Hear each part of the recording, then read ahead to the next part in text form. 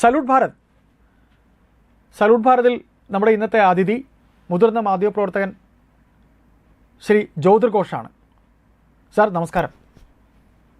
നമസ്കാരം സാർ, നമ്മൾ ഈ കൊറിയയെ സംബന്ധിച്ച്, അതായത് നോർത്ത് കൊറിയയെ സംബന്ധിച്ച് ഇപ്പോൾ ചില വാർത്തകളൊക്കെ കേൾക്കുന്നുണ്ട്. കേൾക്കുമ്പോൾ ഒരു ചെറിയ അതിശയം നമുക്ക് തോന്നുന്നുണ്ട്. സംഭവം കൊറിയയാണ് രാജ്യം. അപ്പോൾ കൊറിയയിൽ ഇപ്പോൾ പതിവിന് വിപരീതമായി ഒരുപാട്, ഇപ്പോൾ ഒരു ട്രാവലറുടെ, അതായത് ഒരു ടൂർ, കൊറിയയിൽ സഞ്ചാരം നടത്തിയ ഒരു സഞ്ചാരിയുടെ വാക്കുകളും ഒക്കെ പുറത്തു വരുന്നുണ്ട്. കൊറിയ പഴയ കൊറിയയല്ല, കൊറിയയിൽ കുറേയധികം സഞ്ചാരമൊക്കെ ഇപ്പോൾ സഞ്ചാര സ്വാതന്ത്ര്യമുണ്ട്, അവിടുത്തെ ആൾക്കാർക്ക് പലതരത്തിൽ ഒരു സ്വാതന്ത്ര്യം ഉണ്ട്, കൊറിയ മാറുന്നു എന്ന് പറഞ്ഞ് ഒരു വാർത്ത കേൾക്കുന്നു. സാർ, ഇതെന്താണ് സാർ ഇങ്ങനെ? സാർ ആ വാർത്ത കേട്ടിട്ടുണ്ടാകും. എന്താണ് സാർ കൊറിയയിൽ ഒരു മാറ്റം ഉണ്ടായി തുടങ്ങുന്നുണ്ട്? ജനാധിപത്യം, അതായത് നമ്മുടെ ഇന്ത്യയിലെ പോലെയൊക്കെ സ്വാതന്ത്ര്യം, പൗരസ്വാതന്ത്ര്യം കൂടുകയാണ്. ഇതിനകത്ത് ഇപ്പം അയ്യപ്പ പറഞ്ഞതിനകത്ത് രണ്ട് കാര്യങ്ങളാണ്. ഒന്ന്, കൊറിയ മാറുന്നു, അതോടൊപ്പം തന്നെ അവർക്ക് കൂടുതൽ സ്വാതന്ത്ര്യം കിട്ടുന്നു. സ്വാതന്ത്ര്യവും മാറ്റവുമാണ്. മാറ്റം വളരെ പ്രകടമായിട്ട് നടക്കുന്നുണ്ട്. പക്ഷെ സ്വാതന്ത്ര്യം ഒട്ടും തന്നെ കൂടിയിട്ടില്ല എന്ന് മാത്രമല്ല, നിലവിലുള്ളതിനേക്കാൾ സ്വാതന്ത്ര്യം കുറഞ്ഞിരിക്കുകയുമാണ് ചെയ്യുന്നത്.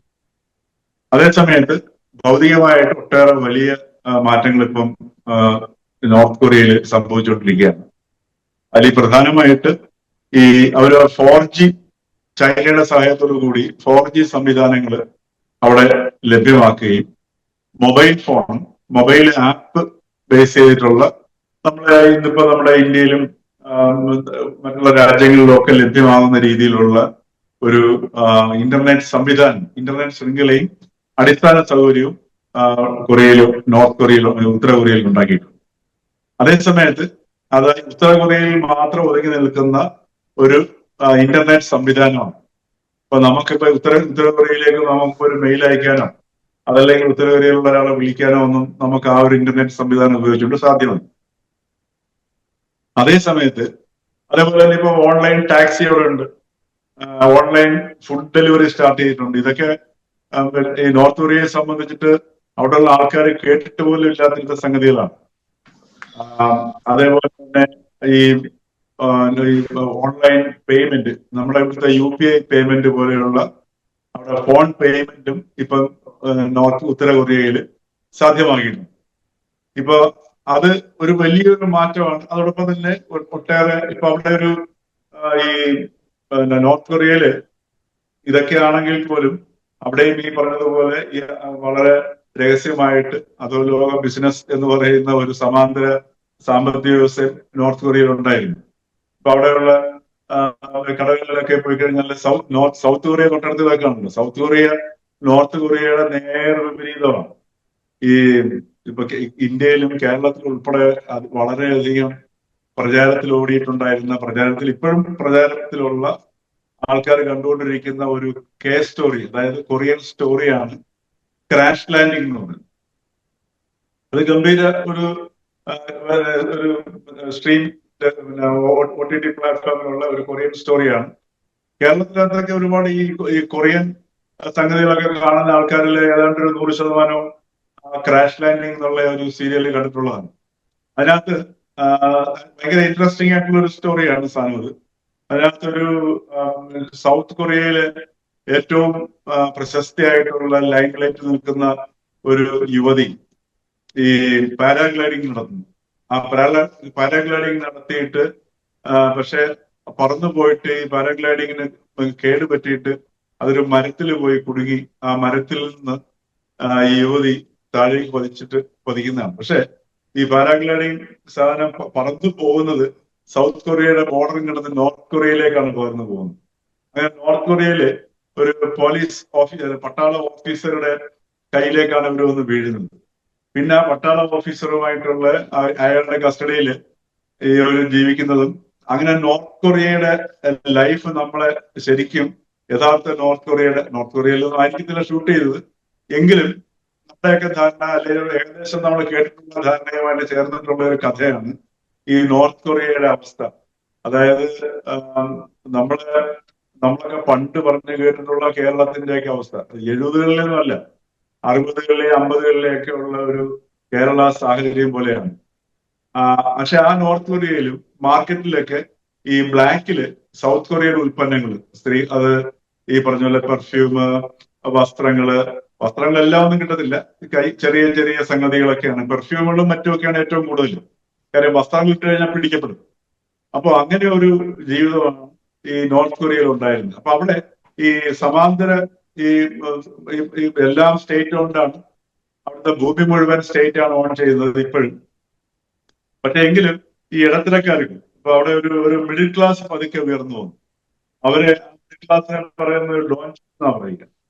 അപ്പൊ ഈ ഡോൺ ജ്യൂസിനെ അവരത് അക്സെപ്റ്റ് ചെയ്യുകയും അതോടൊപ്പം തന്നെ ഈ ഒരു പുതിയ ഒരു മാർക്കറ്റ്, എന്താ പറയുക, ഒരു പുതിയ സമ്പദ് വ്യവസ്ഥ ക്രിയേറ്റ് ചെയ്യാൻ വേണ്ടിയിട്ട് അവിടെ ഈ എനിക്ക് തോന്നുന്നതിൽ പറഞ്ഞ ജമാന്താങ് എന്ന് പറയുന്ന ഒരു പുതിയ വിഭാഗം, അതായത് അവിടെ ഈ മാർക്കറ്റ്, ഒരു പുതിയ സംവിധാനം, അതായത് ഈ ബിസിനസ് ചെയ്യാൻ താല്പര്യമുള്ള ആൾക്കാരെ മുമ്പോട്ട് അവർ പ്രോത്സാഹിപ്പിക്കുകയും അവർക്ക് മൂലധനം കൊടുക്കുകയും അവരെ മൂലധനം ഇറക്കുകയും അതേ സമയത്ത് എല്ലാം തന്നെ സ്റ്റേറ്റിന്റെ നിയന്ത്രണത്തിൽ വരും.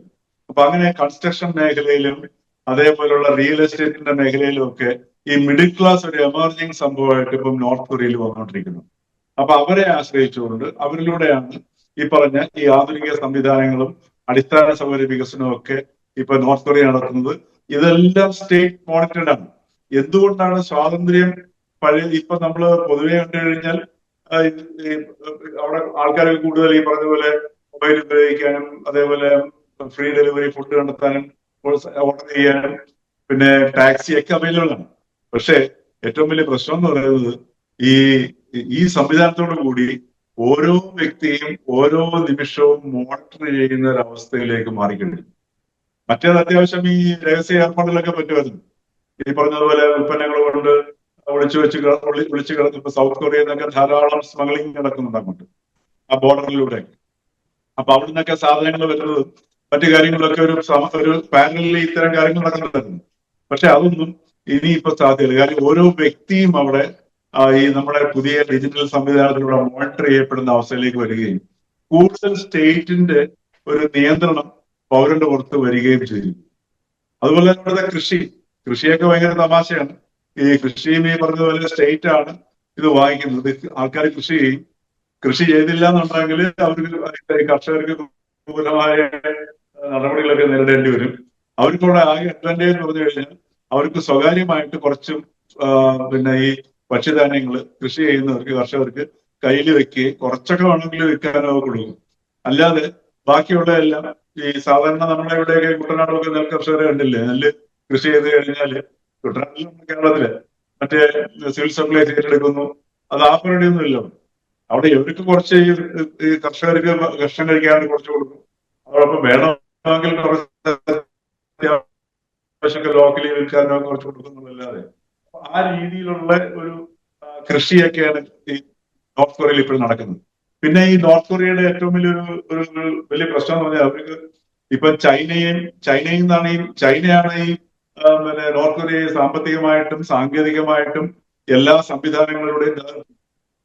അതുപോലെ തന്നെ ഈ ആണവായുധം ഉണ്ടാക്കാൻ ഇപ്പൊ ഏതാണ്ട് അവർക്ക് ഈ ആണവായുധം പ്രൊസസ് ചെയ്യുന്ന ഒരു രാജ്യമാണ്. ആലോചിച്ച് നോക്കണം. 1990-കളില് വൻ പട്ടിണി നേരിട്ട ഒരു രാജ്യം കൂടെയാണ്. ആ പട്ടിണിയുടെ പശ്ചാത്തലത്തിലൊക്കെയാണ് ഇപ്പൊ ഈ ചെറിയ ചെറിയ മാറ്റങ്ങളും. അതോടൊപ്പം തന്നെ ചൈന അത്ര ഈ തന്മ നടത്തി നടക്കുന്ന ഈ ഒരു സാമന്ത രാജ്യം എന്ന നിലയിൽ ഈ വളരെയധികം സഹായിക്കുന്നതിന്റെയൊക്കെ കാരണം ഈ 90-കളിലെ രൂക്ഷമായ പട്ടിണിയും കൂടെയാണ്. ഇപ്പം റഷ്യയും നോർത്ത് കൊറിയയെ സഹായിക്കുന്നുണ്ട് സാമ്പത്തികമായി. ഈ പറഞ്ഞതുപോലെ നമ്മൾ കണ്ടാണ് ഈ അടുത്ത കാലത്ത് പുടിൻ അവിടെ പോയതും അതുപോലെ അവിടുത്തെ ഒരു വലിയ കാറ്, ആ കാറിന്റെ പേര് ഞാൻ മറന്നുപോയി, പിന്നെ അദ്ദേഹത്തിന് കിം യോങ് ഉന്നിന് സമ്മാനിക്കുകയും ചെയ്തു. അതിന്റെ കാരണം എന്ന് വെച്ച് കഴിഞ്ഞാൽ ഉക്രൈനിലേക്ക് യുദ്ധം ചെയ്യാനായിട്ട് മരിച്ചു വീഴുന്ന പട്ടാളക്കാരിൽ ഇപ്പം റഷ്യ യുദ്ധത്തിൽ മരിച്ചു വീഴുന്ന പട്ടാളക്കാരിൽ നല്ലൊരു ശതമാനം നോർത്ത് കൊറിയക്കാരാണ്. അപ്പൊ അതിന്റെ ആ യുദ്ധത്തിന്റെ പശ്ചാത്തലത്തിലാണ് റഷ്യൻ പ്രസിഡന്റ് അവിടെ സന്ദർശിക്കുന്നത്. ഇപ്പൊ ഈ കഴിഞ്ഞ ഒരാഴ്ചക്ക് മുമ്പ് ചൈനീസ് പ്രസിഡന്റ് ഷീ ജിൻപിങ്ങും അവിടെ പോയിരുന്നു. പിന്നെ ആകെയുള്ള ഇവരുടെ ഒരു വ്യാപാര ബന്ധം എന്ന് പറയുന്നത് ചൈനയായിട്ടാണ്. ഇപ്പോ അരിയും ചോളവും തുടങ്ങിയിട്ടുള്ള സംഗതികളൊക്കെയാണ് നമ്മുടെ മെയിൻ ആയിട്ടുള്ള ഒരു കൃഷി എന്ന് പറയുന്നത്. അപ്പോ ഈ മെയിൻ ആയിട്ടുള്ള കയറ്റുമതി എന്നൊക്കെ പറഞ്ഞ് ഇത്തരത്തിലുള്ള സാധനങ്ങളൊക്കെ കയറ്റുമതി ചെയ്യുന്ന ഏക രാജ്യം ചൈനയാണ്. അതാണ് അവരുടെ ഒരു സാമ്പത്തികമായ പരിമിതി എന്ന് പറയുന്നത്. അപ്പൊ ഈ രീതിയിൽ പക്ഷെ എന്നിരുന്നാൽ പോലും ഈ നോർത്ത് കൊറിയയുടെ നഗരത്തിലെ പ്യോങ്യാങ്ങിൽ ചെന്ന് നടക്കുന്ന ഒരു വ്യക്തിയെ സംബന്ധിച്ചിട്ട് വലിയ ചേഞ്ചാണ് അവിടെ അനുഭവപ്പെടുന്നത്. ഇപ്പൊ തന്നെ നേരത്തെ അയ്യപ്പാസ് പറഞ്ഞ ആ ഒരു യാത്രികന്റെ വ്ലോഗ് ഞാനും കണ്ടതാണ്. കാര്യം പണ്ട് പോയി കഴിഞ്ഞാൽ ഒരു ബസ്സിനോ ഒരു ടാക്സിക്കോ ഒക്കെ മണിക്കൂറുകളൊക്കെ കാത്തു നിന്നെങ്കിലേ കിട്ടത്തുള്ളായിരുന്നു. ഇപ്പൊ അതിന്റെ ആവശ്യമില്ല. നമ്മൾ ഇവിടുത്തെ ഇപ്പം കൊച്ചി നഗരത്തിലോ അല്ലെങ്കിൽ എവിടെയെങ്കിലും ഒക്കെ നമ്മളൊരു യൂബർ ടാക്സി വിളിക്കുന്നവരെ വിളിച്ചു കഴിഞ്ഞാൽ അത് കിട്ടുന്ന ഒരു അവസ്ഥയുണ്ട്. അങ്ങനെ ഒരു സാമ്പത്തിക അതുപോലെ റിയൽ എസ്റ്റേറ്റ് ബിസിനസ് തരച്ചു വളരുന്നുണ്ട്. ഇതിനോടൊപ്പം തന്നെ ഈ സമാന്തരമായ അധോലോകം ഏത് സമൂഹത്തിലുണ്ടാവും. ആ ഒരു പിന്നെ ഈ ബ്ലാക്ക് മെയിൽ അല്ലെങ്കിൽ ഈ ബ്ലാക്ക് മാർക്കറ്റിംഗ് എന്ന് പറഞ്ഞ സംഗതി അത് ഇവിടെ ഇപ്പോഴും ഉണ്ടാകാനുള്ള സാധ്യത തള്ളിക്കളയാൻ പറ്റില്ലെന്നൊക്കെയാണ് നമുക്ക് ചില റിപ്പോർട്ടുകൾ സൂചിപ്പിക്കുന്നത്. പക്ഷെ എങ്കിലും നിരീക്ഷണത്തിനായിട്ട് തന്നെ ഒരു വലിയ സംവിധാനം അവിടെ നിലവിലുണ്ട്. അതുകൊണ്ട് ഇവർക്ക് സ്വാതന്ത്ര്യം എന്ന് പറയുന്ന സാധനം നോർത്ത് കൊറിയക്കാർക്ക് ഈ സമീപ ഭാവിയിലെങ്ങും സ്വപ്നം കാണാനുള്ള ഒരവസരം കാണുന്നില്ല എന്ന് മാത്രമല്ല, അത് കൂടുതൽ നിയന്ത്രണങ്ങളിലേക്ക് പോവുകയും ഒരു പക്ഷേങ്കില് ഒരു സ്വകാര്യമായിട്ട് പോലും പരസ്പരം ഏതെങ്കിലും അതിർത്തി പ്രകടിപ്പിക്കാൻ പോലും പറ്റാത്ത, രഹസ്യമായി പോലും പ്രകടിപ്പിക്കാൻ പറ്റാത്ത ഒരു സാഹചര്യത്തിലേക്ക് ഈ ഉത്തര കൊറിയൻ ജനത മാറുന്ന ഒരു യാഥാർത്ഥ്യമാണ്. അതേസമയത്ത് ഭൗതികമായിട്ടുള്ള ഈ മാറ്റം വരുന്നുണ്ട്.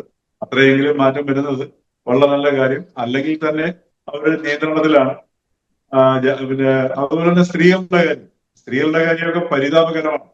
അതായത് ഈ പല ഈ എന്താ പറയുക, ഈ മത തീവ്രവാദ രാജ്യങ്ങളിലേക്കാൾ പരിതാപകരമാണ് ഈ നോർത്ത് കൊറിയയിലെ സ്ത്രീകളുടെ കാര്യം. വളരെ ഈ ഒരു പാട്രിയാർക്കൽ സൊസൈറ്റിയാണ്. അവര് കുടുംബങ്ങളെ പിന്നെ എന്താ പറയുക, അടുപ്പിൽ തീയരിയിക്കണമെന്നുണ്ടെങ്കിൽ അതിനുവേണ്ടി പ്രയത്നിക്കുകയും വേണം. അതേപോലെ തന്നെ അവർക്ക് സ്വാതന്ത്ര്യമുള്ള ഒരു വസ്ത്രം ധരിക്കാനുള്ള സ്വാതന്ത്ര്യമില്ല. അതെല്ലാം അടിച്ചേൽപ്പിക്കപ്പെട്ട് യാതൊരുവിധമായിട്ടുള്ള സ്ത്രീകൾക്ക് ഒരു സ്വാതന്ത്ര്യമോ ബഹുമാനമോ ഒന്നും കൊടുക്കാത്ത ഒരു സമൂഹം കൂടെയാണ് ഈ നോർത്ത് കൊറിയ. അങ്ങനെയൊക്കെ സാമൂഹികമായിട്ട് നോക്കുമ്പോൾ വിങ്ങിപ്പെട്ടുന്ന ഈ സ്വാതന്ത്ര്യമില്ലാതെ വിങ്ങിപ്പൊട്ടുന്ന ഒരു ജനതയും ഇപ്പോ അതിനോടൊപ്പം തന്നെ ഈ ഭൗതികമായ മാറ്റം വരുന്നുണ്ട്. പക്ഷെ നിരീക്ഷണവും അതുപോലെ വർദ്ധിച്ച് വരികയും ചെയ്യുന്ന ഒരു സാഹചര്യം. ഏതായാലും നമുക്ക് കേൾക്കുമ്പോൾ ഒരു ചെറിയ കൗതുകമുണ്ടായി. അതുകൊണ്ടാണ് നമ്മൾ ഈ വിഷയം എടുത്തത്. കാര്യം സാറിന് പിന്നെ ഈ ക്രാഷ് ലാൻഡിംഗ് എന്നുള്ള ഒരു കേസ് സ്റ്റോറി ഉണ്ട്, കൊറിയൻ സ്റ്റോറി ഉണ്ട്. Beautifully taken Korean story. അത് വേണമെങ്കിൽ ഒന്ന് കാണാവുന്നതാണ്. നല്ല സാധനമാണ്. എങ്ങനെയാണ് നോർത്ത് കൊറിയയുടെ ജീവിതം എന്നുള്ളതിന്റെ അത് ശരിക്കും നല്ലൊരു തനി ചിത്രമാണ് നമുക്ക് ആ ക്രാഷ് ലാൻഡിംഗ് എന്ന് പറയുന്ന അതിലൂടെ നമുക്ക് കാണാൻ കഴിയുന്നത്. അപ്പൊ അതൊക്കെ വെച്ച് നോക്കുമ്പോൾ അങ്ങനെ ഒരു സ്ഥലത്ത് ഈ ഒരു മാറ്റമൊക്കെ വരുന്നെന്ന് പറയുന്നത് വലിയ അത്ഭുതം തന്നെയാണ്. ഏതായാലും സാർ നമുക്ക് അങ്ങനെ എന്തെങ്കിലുമൊക്കെ ഒരു 50-60ഓളം ഈ ഇത്രയും ദരിദ്രമായിട്ടുള്ള രാജ്യമായിട്ട് പോലും 50 മുതൽ 60 വരെ ന്യൂക്ലിയർ ഹെഡ്സ്, അവർ അണ്വായുധങ്ങളുടെ ഹെഡ്സ് ഇതുവരെ വിന്യസിച്ച് കഴിഞ്ഞിട്ടുള്ളത്. സ്വാഭാവികമായിട്ടും ചൈനയുടെ താല്പര്യത്തിലൂടെയാണ് ഈ രാജ്യം മുമ്പോട്ട് നീങ്ങുന്നത്. അത് വേറൊരു കാര്യം. അതെ. ഏതായാലും സാർ നമുക്ക് പിന്നെ എന്തെങ്കിലുമൊക്കെ ഇത്തരത്തിൽ നമുക്ക് കേട്ടാൽ കൗതുകമുള്ള വിഷയങ്ങൾ, അത് സ്വാതന്ത്ര്യത്തെ സംബന്ധിച്ച് ഇവർക്കൊക്കെ ഒരു മാറ്റം ഉണ്ടാകുമോ എന്ന്, ഇപ്പോൾ സാറും ഞാനുമൊക്കെ ജീവിച്ചിരിക്കുന്ന ഈ കാലത്ത് തന്നെ ഉണ്ടാകുമോ എന്നൊക്കെ നമുക്ക് നോക്കാം. വരും ദിവസങ്ങളിൽ ഇതിൻ്റെ വാർത്തകൾ ഇനിയും ഉണ്ടാകും. നമുക്ക് അപ്പോൾ ഇരിക്കാം. Thank you sir.